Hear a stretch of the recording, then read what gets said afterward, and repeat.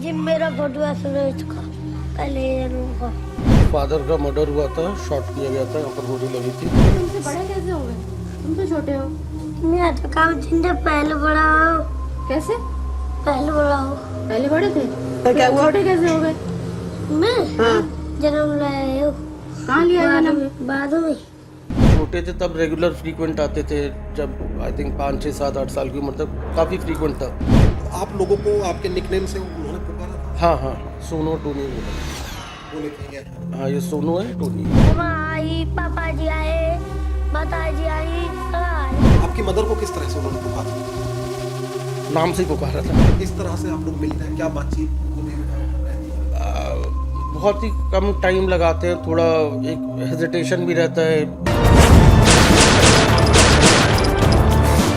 नमस्कार, आदाब दोस्तों, मैं आपका साजिद सैफी हूं और आप हमारी खास पेशकश बेपर्दा देख रहे हैं।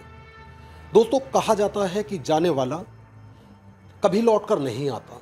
विज्ञान भी यही मानता है कि जिस व्यक्ति की मौत हो जाती है, जो व्यक्ति इस दुनिया को अलविदा कह जाता है, फिर वह दोबारा जन्म नहीं लेता। लेकिन कुछ कहानियां होती हैं जो विज्ञान की आंख में आग डालकर उसके सामने खड़ी हो जाती हैं।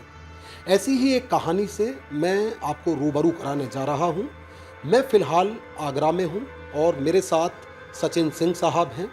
जब आप ये कहानी सुनेंगे तो ये कहानी कहीं ना कहीं ना सिर्फ आपको हैरत में डाल देगी, बल्कि कई सवाल ये कहानी अपने पीछे छोड़ जाएगी। तो सचिन सिंह से हम बात करेंगे और हम इनसे जानेंगे इस कहानी के बारे में। और आप यकीन मानिए कि जब मैंने इस कहानी को रिसर्च करके पढ़ा तो कहीं ना कहीं मैं हैरान रह गया। अब वो कहानी क्या है, सीधे हम उस पर चलते हैं, बातचीत करेंगे। आपका बहुत शुक्रिया, थैंक यू, धन्यवाद कि आपने अपना कीमती समय हमें दिया। Thank you. तो सचिन जी, एक घटना घटी आगरा में, और घटना जहाँ तक मैं जानता हूँ 1983 में जानकारी मिली कि आपके फादर का कत्ल किया गया है, उनकी हत्या कर दी गई, उनको गोली मारकर उनकी हत्या की गई। लेकिन उसके बाद जानकारी ये मिलती है कि 1984 में कोई बच्चा आपके यहाँ पास के गांव में जन्म लेता है और वो दावा करता है कि वो उसका पुनर्जन्म है, वो आपके पिता हैं और उन्होंने दूसरा जन्म लिया है। तो जिस वक्त ये घटना हुई और उसके बाद जब वो आपके घर आए वो लोग, चूँकि बच्चे के द्वारा बताए गए पते पे ही आप तक वो लोग पहुँचे थे, तो तब क्या क्या चीज़ें हुई थी? और अगर हम आज की बात करें, चूँकि अब लंबा वक्त बीत गया है, तो ऐसे में अब आप एक मैच्योर एज में भी है, चूँकि आप भी छोटे रहे होंगे उस वक्त, अब क्या बदलाव आप मान रहे हैं? क्या आज भी आप उन बातों पर यकीन रखते हैं? क्या आज भी जो स्थिति है, चीज़ें हैं, वो अपनी जगह कायम है? क्या वो आज भी आपसे कोई वास्ता रखते हैं या आप उनसे वास्ता रखते हैं? तो पूरी जो चीज़ ये बातें हैं, इनको आप इत्मीनान से हमारे साथ साझा कर सकते हैं। बेसिकली फादर का मर्डर हुआ था, शॉट किया गया था, यहाँ पर गोली लगी थी।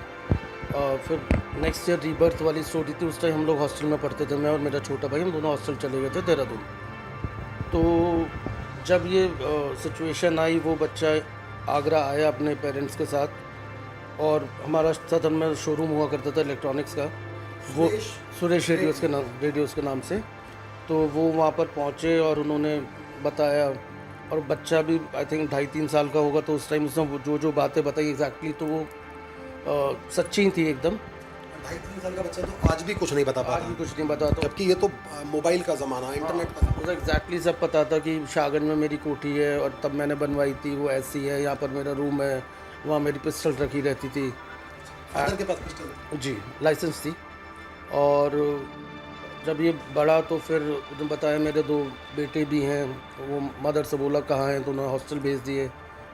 फिर बुलाया गया हम लोगों को, आई थिंक 50-60 बच्चों के बीच में हमें खड़ा कर दिया था, और उस लड़के ने 3 साल के बच्चे ने पॉइंट करके दोनों को बता दिया था कि ये मेरा बड़ा बेटा है, छोटा बेटा है। आप कितने बड़े रहे? आई थिंक मैं उस टाइम होगा 8 साल का। तो आपसे 5 साल छोटे थे? हाँ, और मेरा छोटा भाई 6 साल का रहा होगा, 2 साल का डिफरेंस है। तो बहुत सारी चीज़ें थी। फिर तो कई जगह ले गया कि भाई ये कोठी पे ले गया, मतलब खुद रास्ता बताते हुए। तो बड़ा ही शॉकिंग था वो। बट हाँ, उस टाइम तक समझे तो वो बात सही थी, मतलब विश्वास करने वाली बात थी। Over a period of time, अब टाइम बदल जाता है, मैच्योर हो जाते हैं, सबको सबका पता चलता जाता है। बट आज भी मुलाकात, अब वो कहीं प्रोफेसर हैं आई थिंक रांची में, तो 3-4 साल में जब भी एक बार आते हैं तो ज़रूर मिलने आते हैं आगरा। हाँ, मुलाकात। तो जैसे वो तो एज आपकी भी बचपन वाली रही है, आपकी बाल आयु रही है, तो उसमें तो कई चीज़ें आपको लग भी रही होंगी, समझ में भी नहीं आ रही होंगी, लेकिन आज अगर आपसे आज के बारे में पूछो तो आप मानते हैं कि पुनर्जन्म हो सकता है? बिल्कुल हो सकता है। हाँ, आप इस चीज़ को तो डिफाइन नहीं कर सकते ना। वो मेमोरी, वो गन शॉट भी था यहाँ पर, वो मार्क जो था वो उस बच्चे के वो भी था, आज भी है।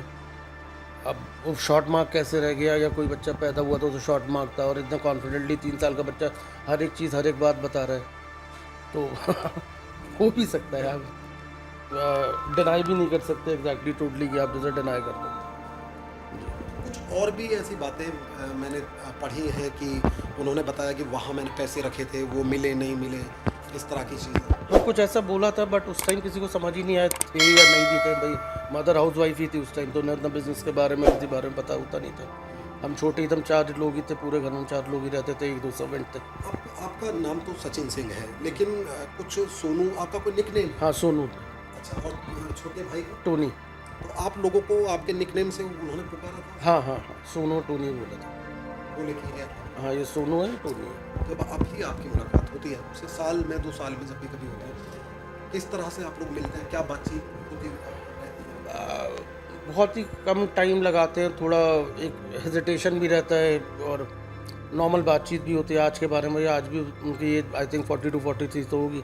आपसे तो छोटे ही हैं। हाँ, छोटे ही हैं, तो थोड़ा हेजिटेशन भी होता है, बट नॉर्मल बात होती है। अच्छा, हाँ, कुछ वैसा। तो कुछ परिवार के बारे में अभी भी कुछ बातें पूछ लेते हैं, कह देते हैं, कुछ इस तरह की चीज़ें? नहीं, अभी तो नहीं। जब वो छोटे थे तब रेगुलर फ्रीक्वेंट आते थे, जब आई थिंक 5, 6, 7, 8 साल की उम्र तक काफ़ी फ्रीक्वेंट था।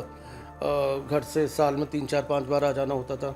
तब थोड़ा हंसी मजाक भी लगता था उनकी बातें सुन के। अच्छा लगता था, मतलब ऐसा लगता था जैसे फादर की बातें हैं वो दोहराई जा रही वो थोड़ा हंसी मजाक भी लगता था, भाई छोटा सा बच्चा क्या क्या बोले जा रहा है।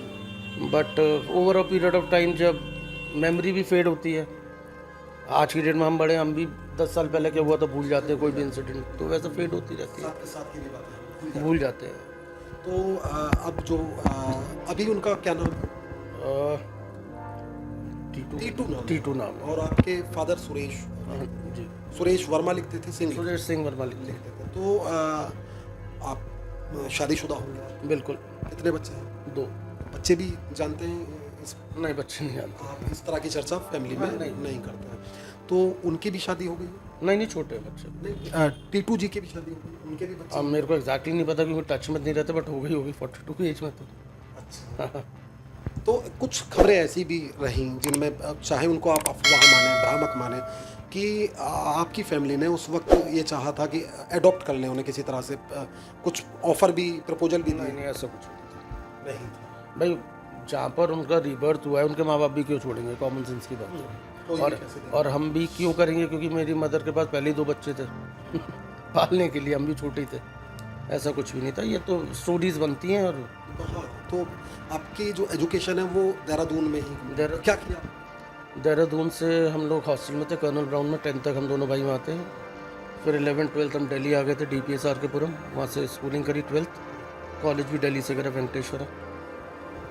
तो हमारे जो लोग हमें देख रहे हैं उनके मन में यही सवाल रहेगा कि मौत तो अंतिम सत्य है, मौत अंतिम सत्य है, लेकिन क्या इसको भी एक सत्य के तौर पे लोग मान सकते हैं कि हाँ दूसरा जन्म भी हो जाता है?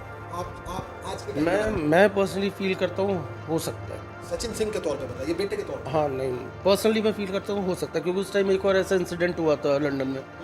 एक लड़की थी, वो ट्रेन से कट गई थी, उस पर भी काफ़ी रिसर्च हुई थी। अभी तक इसका कोई कॉन्क्रीट सोल्यूशन या डेफिनेशन नहीं आया है, बट हो सकता है। पर्सनली मैं फील करता हूँ हो सकता है ऐसा। तो जैसे वो आप बता रहे थे कि वो बीच बीच में आते थे, तो अपने पुराने जन्म को लेके जैसे वो बातें कुछ करते थे जब छोटे थे? हाँ, 7-8 साल की उम्र में तक तो था कि भाई मेरी कोठी है, मेरा वहाँ पर वो रखा है, या मेरा ये होता था, मतलब वो बातें रिपीट करना बच्चा इतना ही जानता। बट एक टाइम पर थोड़ी समझ आ जाती है तो वो भी नॉर्मल हो जाता है। थोड़ा पर्सनल है सवाल, बुरा मत मानिएगा। जब वो चूँकि वो छोटे बाल आयु में थे उस वक्त, तो आपकी मदर को किस तरह से उन्होंने पुकारा था? नाम से ही पुकारा था।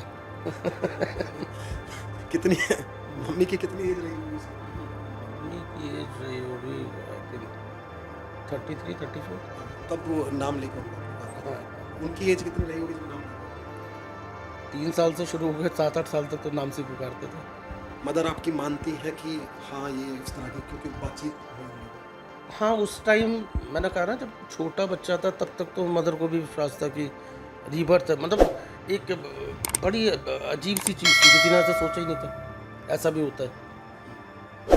भाई जैसे कोविड आया, किसी ने नहीं सोचा था दुनिया बंद हो जाएगी, तो वैसा कभी किसी ने सोचा ही नहीं था इंडिया में कि आपने कभी बाहर नहीं पढ़ा था या सुना था ऐसा कि कुछ हुआ है। This was the first time. तो अपने दुश्मनों के बारे में, वो दूसरे जन्म में ये जो टीटू जी हैं, क्या जानते थे कि उन लोगों ने ये सब कुछ किया है? हाँ, उन्होंने 1-2 नाम बोले थे, बट वो केस क्लियर हो गया था। बाद में उसमें जजमेंट वगैरह सब। हाँ हाँ हाँ। सचिन सिंह साहब हैं ये, और इनके पिता जो यहाँ सुरेश रेडियो के नाम से सदर बाज़ार जो आगरा का है, वहाँ एक दुकान चलाते थे। कहा यह जाता है कि बहुत रसूखदार परिवार से आपका ताल्लुक़ है, और ये रसूख ही एक कारण था जिसमें कई रंजिशें जो बिना वजह पैदा हुई, और उसमें एक सनसनीखेज वारदात भी हुई। उस वारदात में इन्होंने अपने पिता को खो दिया, और उनकी मौत के ठीक 1 साल बाद एक बच्चा जो आगरा के पास एक बाद गाँव होता है, यहाँ से कुछ किलोमीटर की दूरी पे, वो जन्म लेता है और वो दावा करता है कि मैं सुरेश सिंह हूँ। कुछ कहानियाँ ऐसी होती हैं जो न केवल हमारी कल्पनाओं से परे होती हैं, बल्कि हमें उस मोड़ पर लाकर खड़ा कर देती हैं कि हम सोचने पर मजबूर हो जाते हैं कि क्या सत्य है और क्या असत्य है। लेकिन चूँकि सचिन सिंह साहब अब 40+ एज में हैं और वेल एजुकेटेड हैं, उसके बावजूद ये आज भी मानते हैं कि हाँ दूसरा जन्म होता है। और जिस तरह से इन्होंने बताया कि इनकी बाल आयु के दौरान वो इनसे मिलते थे, और वो इस तरह की कुछ बातें दोहराते थे जो सिर्फ और सिर्फ इनके पिता जानते थे। इस तरह के वीडियोस यदि आप और देखना चाहते हैं, इस तरह की कहानियों में यदि आपकी रुचि है, तो आप हमारे चैनल को तुरंत सब्सक्राइब कर लीजिए। कैमरे के पीछे शोभित शर्मा और शमसुद्दीन थे, और मैं आपका साजिद सैफी। नमस्कार।